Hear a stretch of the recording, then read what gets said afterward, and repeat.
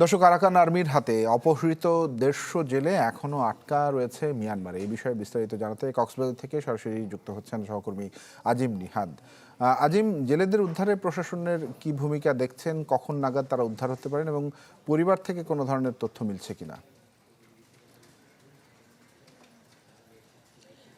গেল সপ্তাহে আমরা যেটি দেখেছি যে ১৪ জন জেলে মিয়ানমারের রাখাইন রাজ্য, যেখানে যেটি বর্তমানে আরাকান আর্মির নিয়ন্ত্রণে বেশিরভাগই এলাকা, সেখান থেকে ১৪ জন জেলে বাংলাদেশে ফেরত এসেছিলেন এবং সেই ১৪ জন জেলে কিন্তু চট্টগ্রামের সন্দ্বীপে ছিল। আমরা তাদের সাথে কথা বলেছি। তারা যেটি বলছেন, তাদের সঙ্গে আরো ৪ জন জেলে ছিলেন যাদেরকে ফেরত দেওয়া হয়নি এবং একই সাথে তারা সহ টেকনাফের এখন পর্যন্ত প্রায় ১৫০ জন জেলে মিয়ানমারের রাখাইন রাজ্যে আটকে রয়েছে। তারা বিভিন্ন সময় নাপ নদী এবং যেই সেন্ট মার্টিন রয়েছে, সেই সেন্ট মার্টিন নদীর যে মিয়ানমারের সাথে যে সীমান্ত, পানিপথের যে সীমান্ত রয়েছে, সেই সমুদ্রপথে সীমান্ত এলাকা অতিক্রম করার অপরাধে তাদেরকে সেখান থেকে ধরে নিয়ে যাওয়া হয়েছিল। যদিও যারা ফেরত আসছে তারা যেটি বলছেন যে তাদের নৌকার ইঞ্জিল বিকল হয়ে যাওয়ার কারণে মূলত সেখানে তারা বর্ডারের কাছাকাছি চলে গিয়েছিলেন, পরে তাদেরকে সেখান থেকে ধরে নিয়ে যাওয়া হয়েছিল। এখন যে যারা জেলেরা মিয়ানমারের রাখাইন রাজ্যে আটকে আছে, তাদের বেশিরভাগের বাড়ি কিন্তু টেকনাফ সহ কক্সবাজারের বিভিন্ন এলাকার।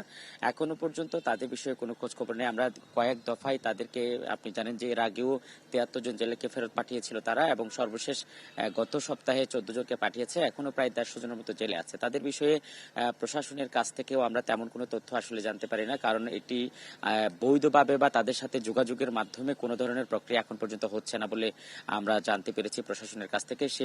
তারপরেও তারা বিভিন্নভাবে যোগাযোগের চেষ্টা করেন যেন তাদেরকে ফিরিয়ে আনা যায়। তবে এটি কোন প্রক্রিয়া করে, তাদের সাথে কোন প্রক্রিয়ায় যোগাযোগ করেন সেটিও তারা বলছেন না।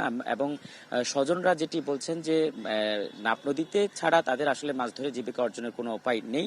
কিন্তু আরাকান আর্মি যখন থেকেই মূলত রাখাইন রাজ্যের নিয়ন্ত্রণটি নিয়েছে, তখন থেকেই মূলত তারা সেখানে বাড়াবাড়ি শুরু করছে। সীমান্তের যেই জায়গাগুলো রয়েছে সেখানে আসলে মাছ ধরার সময় অনেক সময় বর্ডারের কাছাকাছি চলে যেতে হয়, সেই সময় তাদেরকে সেখান থেকে ধরে নিয়ে যায়। এটি আসলে আরাকান আর্মির বাড়াবাড়ি তারা বলছেন এবং এখান থেকে আসলে মুক্তি না পেলে টেকনাফের রাখাইন জেলে পল্লীর যে মানুষগুলো রয়েছে তাদের যে দুর্বিষহ জীবন সেটি আসলে কখনো কাটবে না। এবং যেই জেলেরা এখনো আটকে আছে সেখানে তারা আদৌ বেঁচে আছে কিনা সেই খবরটিও তাদের কাছে নেই। প্রতিদিন আমরা টেকনাফের জেটিঘাট, শাহপুরের দ্বীপে বিভিন্ন সময় স্বজনদেরকে সেখানে নাপ নদীর পাশে বসে কান্না করতে দেখি এবং তাদের বিভিন্ন ধরনের আহাজারি আমরা দেখতে পাই। এবং যে সমস্ত জেলেদেরকে ধরে নিয়ে গেছে তাদের পরিবারেও কিন্তু এক ধরনের দুর্বিষহ জীবন শুরু হয়েছে, কারণ তাদের আয়ের উপার্জনের একমাত্র ব্যক্তি ছিলেন কিন্তু ওই জেলেরাই। তাদেরকে ধরে নিয়ে যাওয়ার ফলে তাদের পরিবারের খোঁজখবরে কিন্তু প্রশাসনের পক্ষ থেকে রাখা হচ্ছে না। ফলে এই যে দুঃসময়টা যাচ্ছে, সেই দুঃসময় থেকে বের করে আনার জন্য তারা যেটি দাবি করছেন যে সরকারের তরফ থেকে আনুষ্ঠানিকভাবে যেন আরাকান আর্মির সাথে কথা বলা হয়, যোগাযোগ করা হয়, যে কোনোভাবে তাদের সাথে কথা বলে যেন বর্ডার থেকে যে প্রতিদিন লোকজনকে ধরে নিয়ে যাচ্ছে সেটি যেন বন্ধ করা হয়। এটি আসলে বন্ধ না করলে টেকনাফের মানুষের উপার্জনের বড় একটি অংশ বন্ধ হয়ে যাবে এবং সেখানে তারা আসলে বিকল্প উপার্জনের পথও তাদের কাছে খোলা নেই।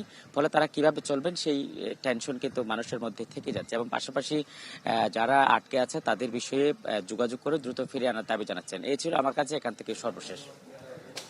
নিহাদ, ধন্যবাদ আপনাকে। আজিম নিহাদ জানাচ্ছিলেন আমাদের সঙ্গে কক্সবাজার থেকে। আরাকান আর্মির হাতে অপহৃত ১৫০ জেলে এখনও সেখানে আটক রয়েছেন, এই বিষয়ে কথা হচ্ছিল তার সঙ্গে।